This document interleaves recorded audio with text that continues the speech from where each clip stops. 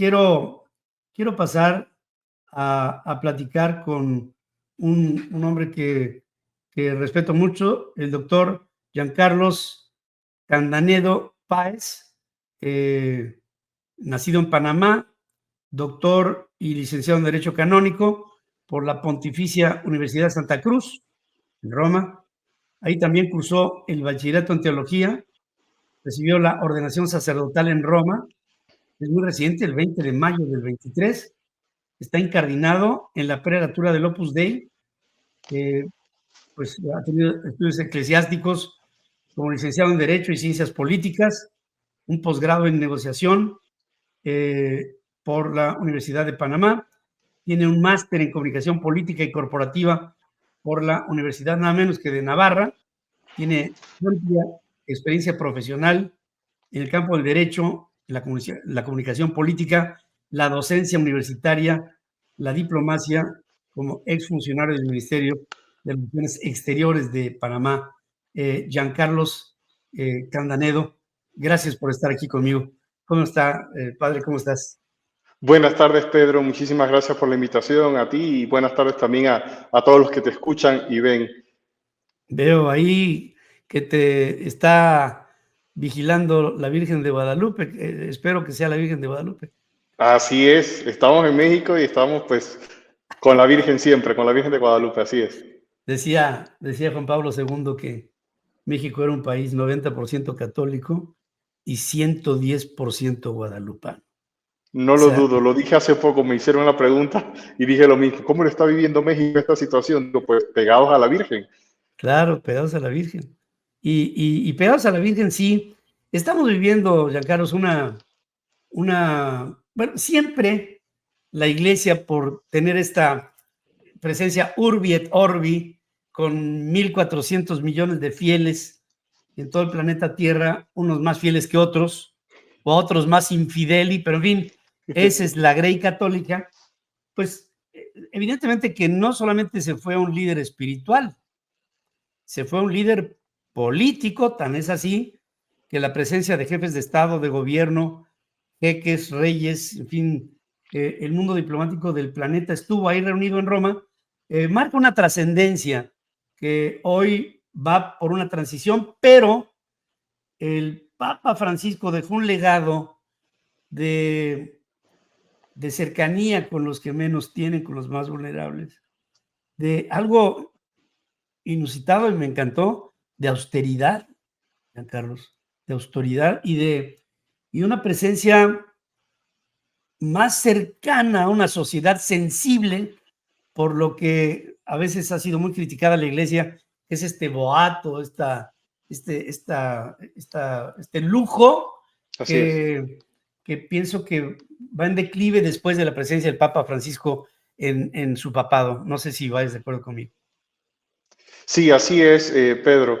En efecto, el Papa Francisco, como lo hemos comentado ya en reiteradas ocasiones, también he tenido oportunidad de dialogar con un sacerdote jesuita. Decíamos, el Papa Francisco es el Papa que necesitaba el siglo XXI. Un Papa que en la continuidad evangélica imprimió una novedad en el modo de precisamente transmitir ese evangelio. Sí. No es que los demás no lo hayan hecho, pero cada papado da una novedad, que es la novedad de su persona, ¿no? El Papa Juan Pablo II era un gran comunicador, viajó muchísimo y llegó a muchos rincones. El Papa Benedicto XVI era más intelectual, atacó todo el tema del relativismo, que a finales del siglo XX, inicios del XXI, estaba y continúa atacando a nuestra sociedad, y él puso esas bases para que cristianamente pudiéramos enfrentarlo. Y el Papa, como bien has dicho, el Papa Francisco vino a hacer una iglesia más sencilla, más cercana. No es que nunca lo ha sido, pero el énfasis que él puso definitivamente marcó una diferencia en cuanto a cómo vivió ese evangelio, acercándose a los más pobres, a los descartados, como él les llamaba, que la sociedad les llama así, los trata como personas pues descartadas. Pero también creo que ese énfasis se lo puso no solamente en los descartados desde el punto de vista material. Hay mucha persona alejada en las metrópolis, alejadas de Dios, alejadas de la fe. Entonces, yo diría que no hay que limitarse únicamente al tema social, ¿no? El tema de la pobreza material. También quiso llegar a los intelectuales, y por eso ahí tienes un documento, por ejemplo, como la Laudato Si, que algunos se escandalizaron. ¿Qué hace el Papa hablando de esto? Pues a través de ese documento que hablaba del cuidado de la casa común, el Papa llegó a intelectuales, a científicos que se han acercado. Si bien es cierto, probablemente no se han convertido muchos, pero muchos sí se han acercado, porque es que, Pedro, toda la humanidad tiene muchas cosas en común, y una de esas es precisamente el cuidado de la casa fraterna, la Fratelli Tutti, que habla también de la solidaridad y de una nueva fraternidad humana. Entonces, creo que ese es el gran legado que el Papa Francisco nos dejó, una serie de documentos y una serie de gestos que acercan a la Iglesia a todas las dimensiones de la sociedad humana. Sí, incluso en la homilía que se diera en la misa de sus exequias, hubo un legado leído por Cayetano Re que profesaba la idea de la pacificación del mundo, de que las guerras lo único que traen son destrucción, muerte y devastación de las estructuras humanas, y que se pierde con ello la posibilidad de que haya un entorno de paz, que el mundo necesita paz en este momento. Y creo que este mensaje pues tenía algunos remitentes y tenía algunos destinatarios, ¿no? Ahí estaba un Donald Trump, ahí estaba un Volodymyr Zelensky, ahí estaba Europa presenciando este repudio por la confrontación y por la guerra, y esta idea de, una cosa que me gustó mucho, cuando dice, tenemos que hacer puentes, pontífice, tenemos que hacer puentes y no muros. Y pues mira lo que son las cosas, aquí entre México y Estados Unidos se está haciendo un muro, y cuando yo lo de muros, Donald Trump ha de haber dicho, they're talking to me. For sure. For sure. Entonces, creo que los mensajes de Francisco quedan ahí, pero aquí viene la gran pregunta. Pietro Parolin, Luis Antonio Tagle, Matteo Zuppi, Jean-Claude Hollerich de Luxemburgo, Pier Battista Pizzaballa, Fridolin Besungu, Robert Sara. Estamos hablando de los papabile, pero hay por ahí una consigna que me he aprendido de otros cónclaves que dice, el que entra papabile sale cardenal. Así es. Y a mí se me hace que vamos a tener otra sorpresa similar a las que viví con Juan Pablo II, que fue una sorpresota, y sin duda alguna la nominación del Papa Francisco. Esa fue, bueno, la bomba. Imagínate, el primer Papa latinoamericano en la historia del papado. Y jesuita, además, religioso. Bueno, el Papa Negro, ¿no? Bueno, Los jesuitas, a su autoridad máxima, le llaman el Papa Negro. así es. Ahí coincide con Nostradamus, que hablaba de un Papa Negro que fue justamente el que acaba de morir. Pero, ¿hacia dónde podría ir la Iglesia y hacia dónde debería ir la Iglesia? Bien, aquí hay dos aspectos que hay que considerar. El primero, sin lugar a dudas, es el aspecto espiritual. Yo creo que una cosa que debemos tener presente todos es que la elección de un romano pontífice se da en un clima de oración. No quiere decir que no dialoguen, ¿verdad? Pero es ese dejarse guiar por las luces del Espíritu Santo respecto a lo que, como bien has dicho, necesita la Iglesia. Así fue que salió el Papa Francisco en el 2013. Entonces, ahora mismo se han estado dando esas congregaciones generales. Hasta el día del funeral, esas congregaciones generales iban orientadas a la organización precisamente del funeral. Ya hoy se dio la fecha de cuándo va a iniciar el cónclave. Por lo tanto, las siguientes congregaciones generales van a tener como norte hacer una radiografía de la Iglesia, de dónde viene, dónde está y hacia dónde debemos ir. Eso primero, esa parte espiritual en primer lugar. Luego, muy cierto lo que dices, el que entra papa sale cardenal, cosa que confirmó la elección de Juan Pablo II, totalmente inesperado, cosa que confirmó el papado de Francisco. Han salido pues, noticias de que cuando salió electo Benedicto XVI, en ese momento entró como papable el Papa Francisco. Era uno de los candidatos que algunas personas consideraban. Sí. Sin embargo, por el tema de la edad, cuando renuncia Benedicto XVI, descartaron por completo al Papa Francisco, descartaron por completo al cardenal arzobispo de Buenos Aires, a Jorge Mario Bergoglio, al punto de que estuve yo mientras estudiaba en Roma conversando con periodistas que cuentan que cuando salió electo y dijeron Jorge Mario Bergoglio, salieron corriendo a buscar hojas biográficas, porque lo habían tirado todo, o sea, no le daban la más mínima, correcto, no le daban la más mínima posibilidad, y ahí lo tuvimos 12 años al gran Papa Francisco. Sí. Entonces, si bien es cierto, los medios de comunicación y también las funciones de cada cardenal a veces los exponen un poco, lo menos cierto es que va a depender mucho de ese clima de oración y va a depender mucho de ese clima de diálogo entre los cardenales que digan, bueno, ¿qué es lo que necesitamos? Ahora estamos en una situación mundial muy compleja, una situación dentro de la iglesia también muy compleja, no lo podemos negar.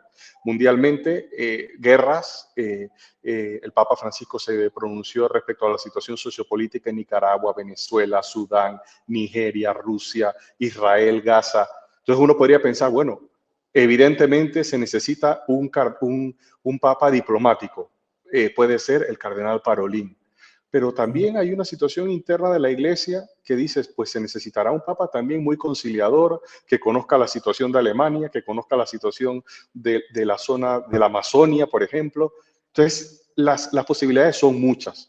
Yo creo que no podemos reducirnos a los papabili, como bien has dicho, que nos presentan los medios de comunicación, porque cualquier cosa puede suceder. Es más, un dato interesante que establece el documento que rige legalmente, canónicamente, todo el tema de la sede vacante y de la elección del Papa, es que no está dicho que el romano pontífice tiene que salir del colegio cardenalicio. Puede ser un sacerdote y que lo eleven en su momento a la dignidad episcopal y automáticamente lo elevan a Papa como obispo de Roma. Entonces, si decimos nombres, claro, los que más llaman la atención son aquellos que están en el día a día, saliendo en los medios de comunicación, el que hace las visitas para buscar la paz en nombre del Papa, etcétera, etcétera. Pero hay mucho obispo también muy reconocido que podría perfectamente ser elegido Papa y eso sí que sería una sorpresa. Sí, ya no creo que sea una sorpresa. Sobre todo pienso en, Giancarlo, padre, pienso en dos situaciones que se me hacen fundamentales. Una es una juventud en Europa que está viendo cómo se cierran constantemente iglesias. Es decir, hay una falta de fe entre la juventud europea. La veo. Están creciendo mezquitas y están cerrando iglesias. No sé si algunas de las personas que nos están haciendo el favor de escuchar y de ver ahora hayan, por ejemplo, ido a la Catedral de Madrid. ¿Quién conoce la Catedral de Madrid? Es realmente, hay iglesias mucho más famosas que la Catedral de Madrid. Y cuando entras a la Catedral de Madrid, pagas como si fuera un museo por entrar, y cuando entras ves pocos fieles y por lo general a quienes ves son viejos. A mí, por ejemplo, me llama profundamente y además alabo tu edad como un sacerdote, pues prácticamente recientemente nombrado. Pero veo que la concentración de la fe en este momento está migrando o ya migró a América, al continente americano, que fue una de las razones que se argumentaron por el Papa Bergoglio y su oportunidad.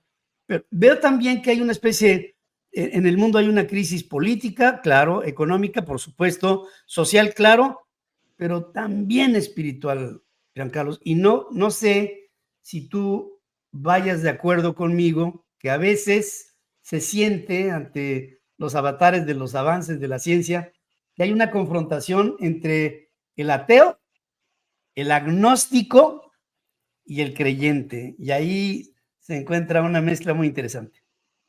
Así es parte de lo que abordó en su momento el Papa Benedicto XVI, por ejemplo. Es un papa que precisamente llegó a un nivel de personas que estaban se enfrentó sin miedo a los ateos y dialogó con ellos también. Sí, claro. Y sentó las bases para ese diálogo, que también en su momento escribió ese gran documento del Papa Juan Pablo II, Fides et Ratio, fe y razón, cómo se complementan estas dos cosas, estos dos temas que van, el norte es la verdad, ¿verdad? El norte es la verdad. Coincido contigo, es cierto, hay una crisis de fe en el mundo, una crisis de credibilidad, ya no solo desde el punto de vista espiritual, desde el punto de vista humano, desde el punto de vista personal. Todo el mundo polarizado y nadie cree en nadie. Y es un tema que tenemos que dialogar, que tenemos que debatir. Sin embargo, también hay zonas en donde hay un resurgir de esa fe. Tú hablabas de Madrid y es cierto, en Madrid, como la mayor parte de Europa, se podría uno pensar, la fe está muriendo en muchos de estos sitios. Sin embargo, al mismo tiempo, hay un gran resurgir entre los jóvenes, ¿no? Hace unos días hubo una fiesta, por ejemplo, de la resurrección, precisamente en la zona de las Cibeles, y miles de jóvenes allí participando, ¿no? Hay zonas en donde está la fe resurgiendo, y esas zonas, como bien has dicho, por un lado es América Latina.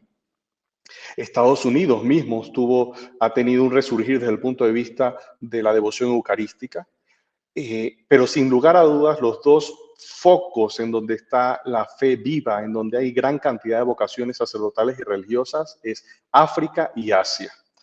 Entonces, esto marca también una posibilidad respecto a lo que necesite la iglesia en el futuro. No estoy diciendo que vaya a ser Papa ni Tagle ni Ambongo, pero sí es cierto que en esas dos zonas hay un gran resurgir de la fe.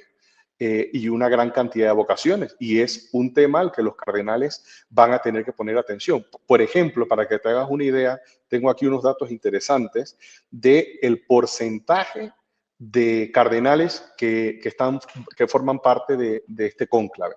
Estamos hablando de que en el cónclave estarán 135 cardenales electores, de los cuales el 39% son de Europa, un 26% son de América, entre América del Norte y América del Sur, 26-27%.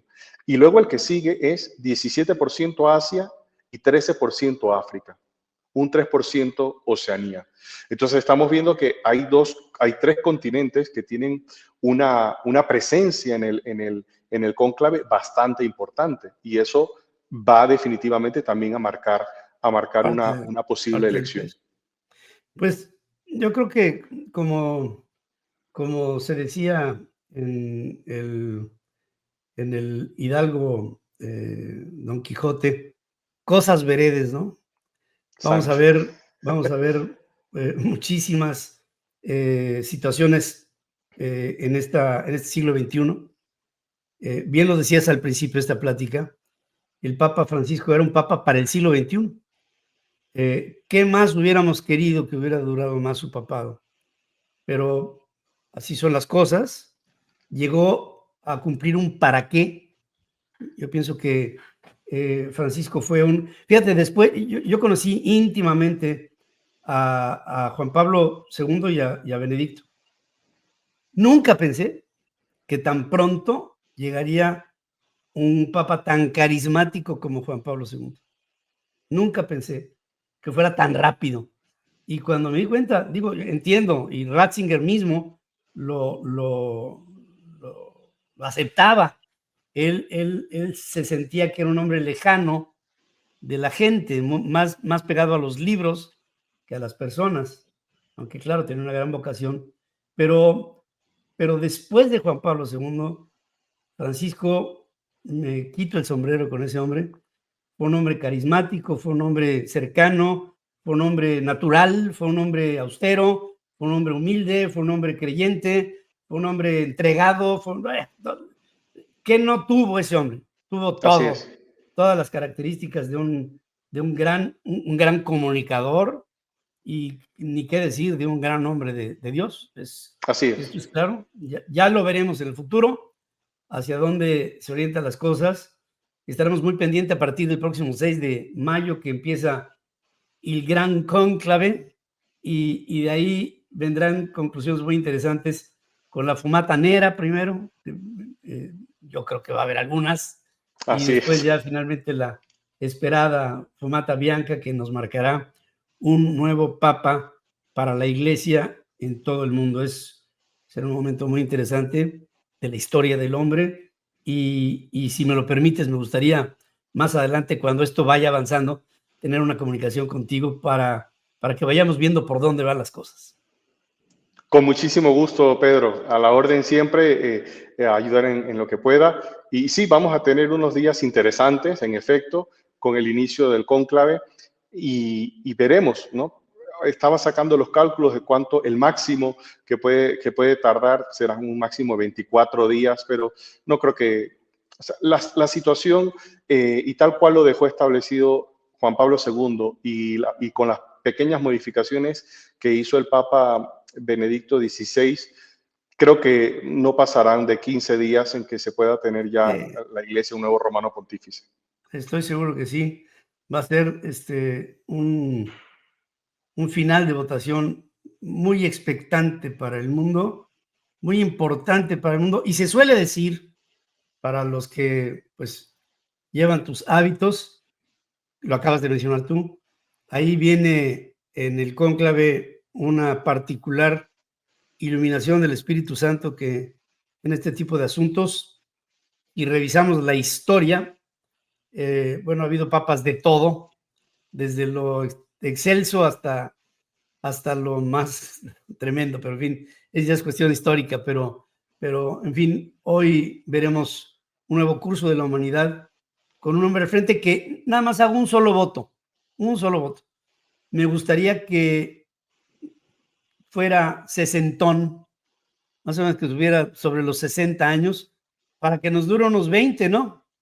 Y como fue el caso de Juan Pablo II De cuando Juan Pablo llegó II, correcto. a la silla de San Pedro.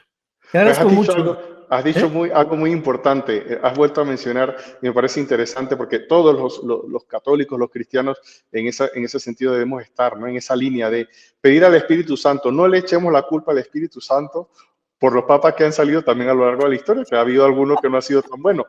Pero sobre todo lo que tenemos que pedir es que desde ya y sobre todo a partir de que inicie el cónclave, los cardenales sí se dejen guiar por esa luz del Espíritu Santo y que actúen en consecuencia, ¿no? No que no se dejen llevar por intereses personales, sino que acudan a esa necesidad que realmente tiene la Iglesia, que realmente tiene la humanidad y que se las va a hacer ver el Espíritu Santo.